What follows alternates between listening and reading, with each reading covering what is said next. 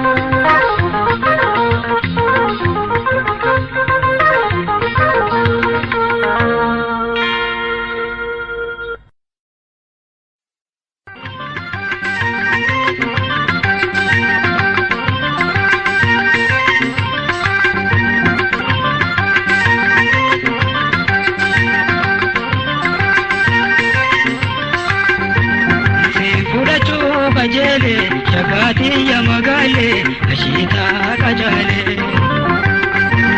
Sifurachu kajele lohoti ya magale ashita kajale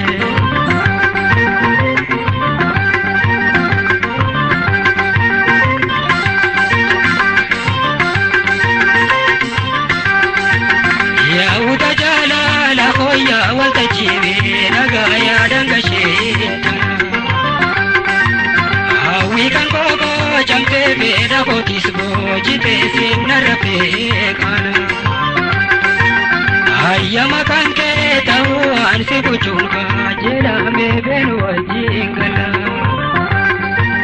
Sifurachu kajele shagati ya magale ashita kajale Sifurachu kajele lohoti ya magale ashita kajale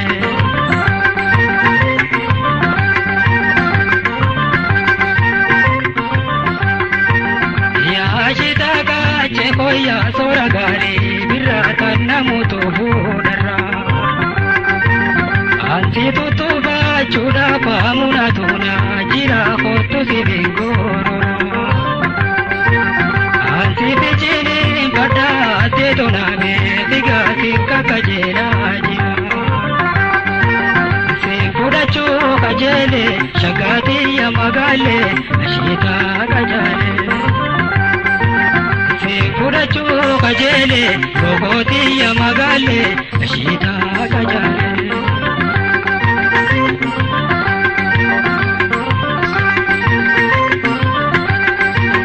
Walinu babar badala gabatada bidenu walikoda tota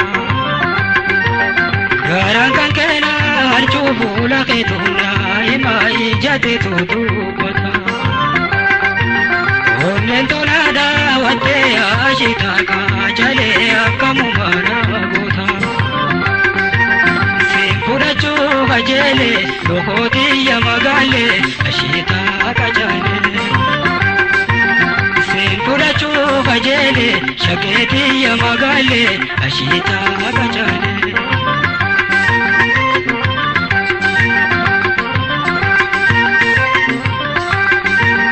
Akagada ko sila kama sitini ate siti matane tau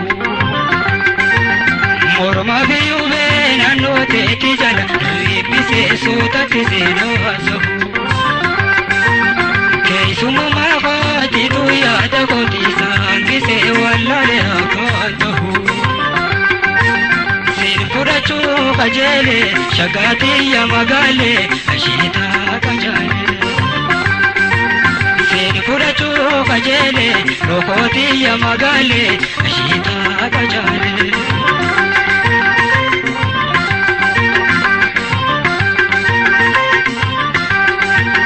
Ya utajala la koya walta chibi nagaya dangashinta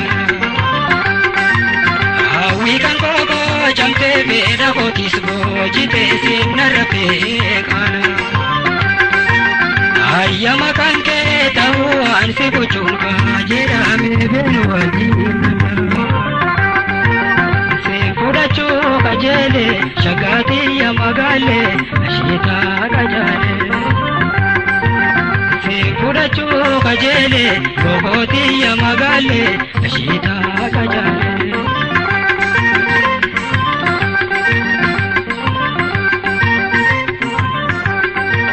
Sifurachu kajele shagati ya magale ashita kajale ashita kajale ashita kajale ashita kajale ashita kajale